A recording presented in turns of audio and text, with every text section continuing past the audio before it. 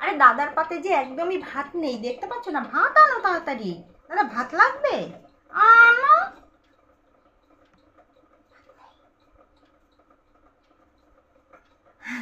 দাদা, তোমার নাকি শরীর খারাপ হয়ে পড়েছিল মাঝখানে। কই না তা?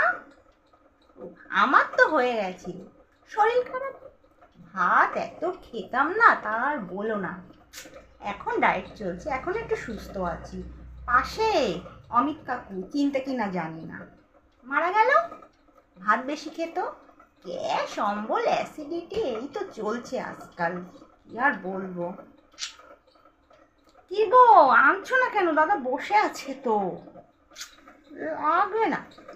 মা, আমি বললাম বিলে তুমি বলছো লাগবে না? এরকম কিছু না, তোমার ভাত লাগলে নাও, আনো আনো।